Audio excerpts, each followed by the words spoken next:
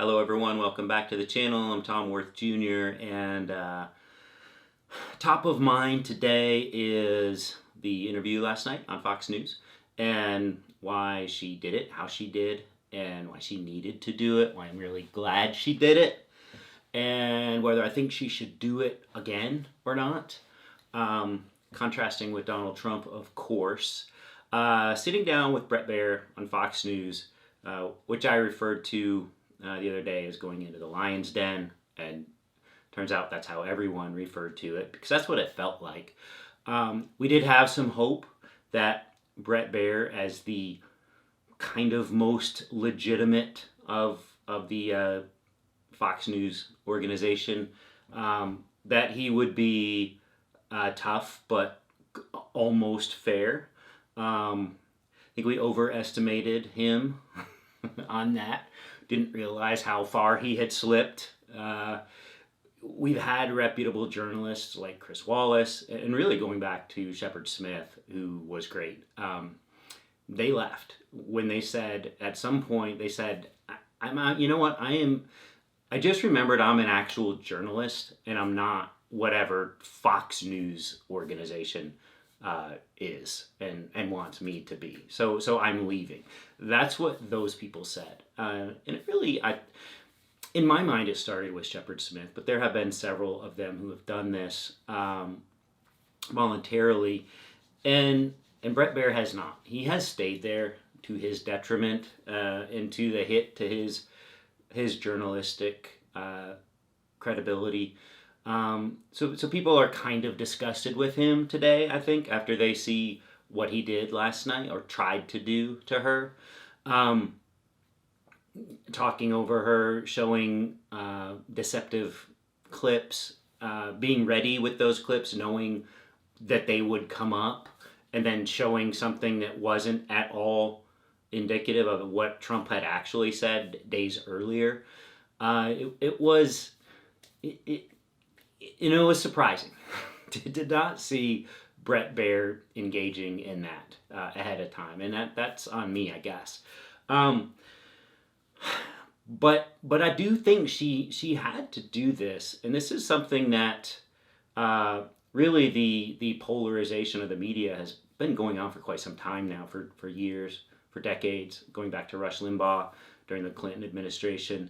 But it's something that really ratcheted up with Obama's administration, but then Trump running in 2015 and 2016 and making Fox News just his actual personal propaganda outlet.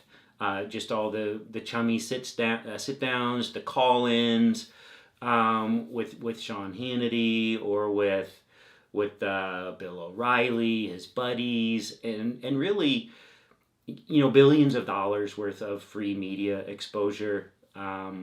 It made it so his own Republican primary adversaries didn't have a chance, and then it made it to where he could actually pull out a squeaker against Hillary Clinton before any of us knew better.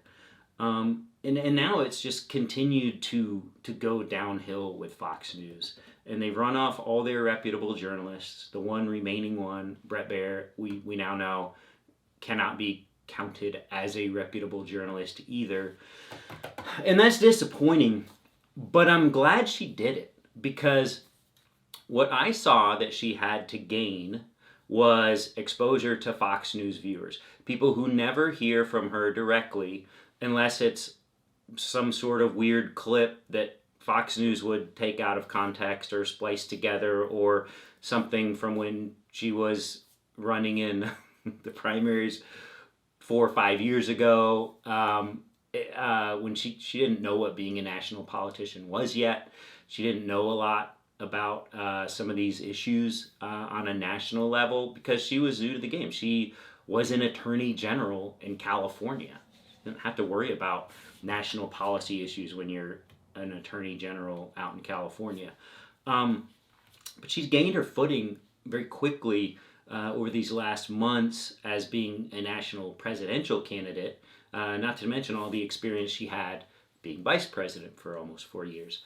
And so this is where it really helped her out, I think, tremendously last night to do this, because she is a prosecutor. She's used to criminals and surrogates for criminals speaking on behalf of criminals, just coming at her with all sorts of falsehoods, of all sorts of deceptions and misdirections of the actual facts, trying to confuse a jury. You're not trying to make a case, but just trying to confuse people. And she was ready for it. And so when she says, when the topic turns to the enemy within, and Trump's attacks on fellow Americans who disagree with him, which has been going on since last weekend, sure, but it's really been going on for years. Bret Baier was ready with a clip talking about that exact thing, coincidentally enough, that very day in front of this Georgia women's town hall, which was not a town hall at all. I don't know if you saw this. This was a Georgia Republican women's organization event. They sponsored it. They put it on. That's who was there. But Fox News removed all of the branding associated with this Georgia Republican women's organization that put it on. They scrubbed it all, so you wouldn't know. You would think that it's just a random subsection of women in Georgia who just happened to be hooting and hollering for Trump at every word he said. It wasn't. It was a group of Republican women from Georgia. That's what this, quote, town hall was. So that's not a town hall, sorry. So they play a clip just teed up for him to sound like, like he wasn't calling for political persecution of his enemies. But again, they only played part of the clip. So if you saw the whole clip, you saw that he would continue talking about Adam Schiff, or I think in this case, Nancy Pelosi. There's no hiding what he's talking about. And so Kamala Harris was completely ready for it. And I think Bret Baier was visibly shook when she had that fire in her eyes and called him on his BS. And I think I detected a little hint of shame in his eyes. Like, yeah, actually, I can't believe we're doing this. I thought I saw that for like a second. And of course he picks it right back up. But I thought she handled herself better than if you put Trump in a chair across from Chris Hayes or Rachel Maddow or, really anyone other than anyone on Fox News or the CNBC show for him, they are going to confront him with actual things he has said and actual things he did. They're not going to do what Fox News did, which is take Trump's campaign's talking points about Kamala Harris and showing a Trump campaign ad during this, quote, 30-minute interview with presidential candidate Kamala Harris. It's like she's running against his whole machine.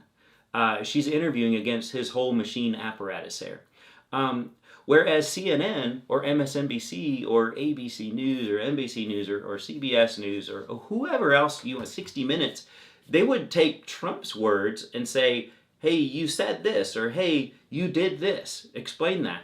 That's not what Bret Baier was doing. He was saying, hey, Trump says this about you, or Trump's campaign claims that you did this. Trump's campaign, and then he'll throw out all the bogus illegal immigrant numbers, and she just has to sit there and debunk it and waste time doing that. But she's ready to do that, and while she's doing that, he won't even let her do that. He keeps talking over her, which, as a man in professional settings, I see happen. Men do that over women, and I don't know. They never get it. They never get it when they just don't get it. Like you shouldn't do that over anyone. But why are you doing it over women when you don't do it over men? I don't know. It just came.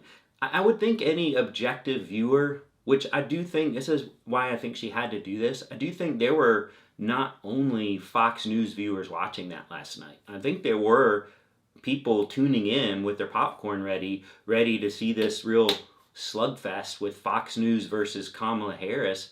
And I think they would have just tuned in for the entertainment value. I haven't seen any ratings numbers yet, but I have to think they were pretty high.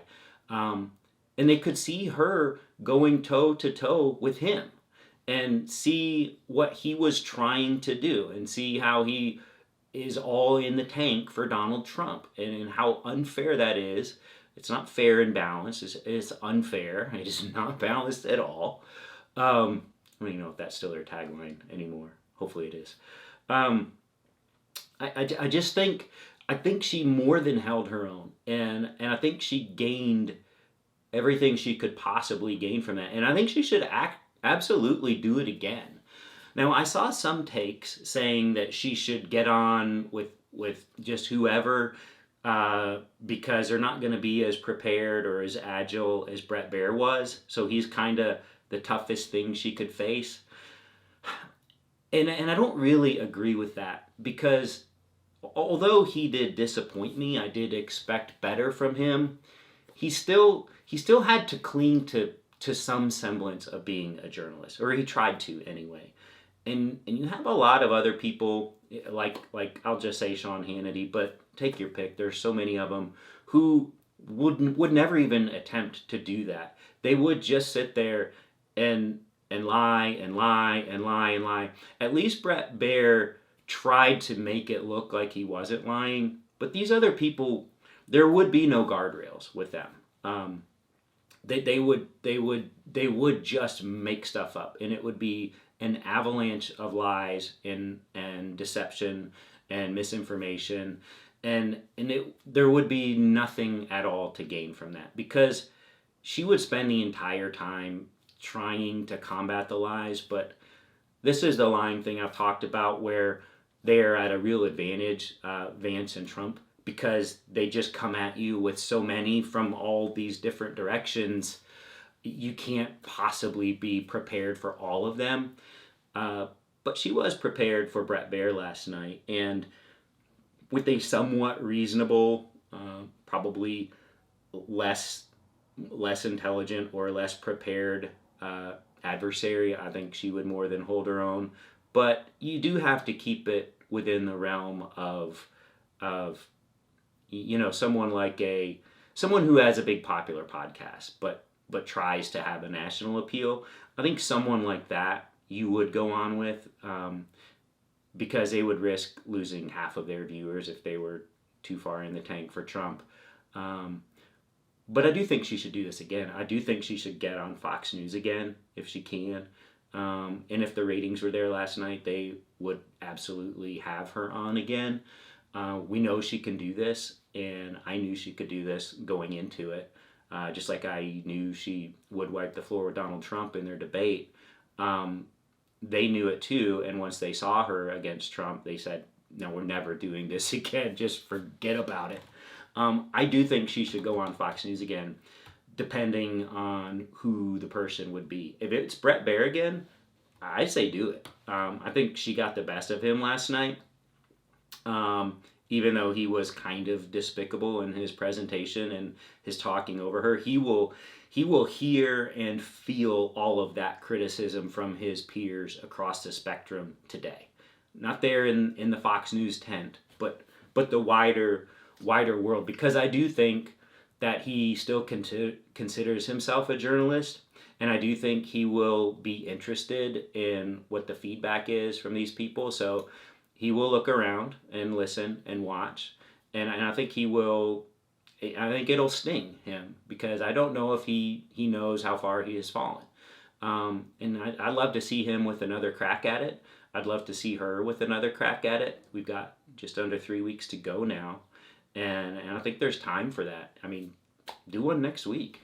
Just she was campaigning right up to the interview, and then was right back out again, like half hour later or something like that, an hour later, just at another event. So it's not like it's taking a lot of time out of her day. to do this. I think she should do more. It can only help her. She's already lost the Fox News vote, but people tuning in to Fox News to catch her, I think she can pick up some people there. Anyway, that was my take on it. I'm sure you all have your own takes, but that's what I saw. That's it for today, and we'll talk to you tomorrow. Bye.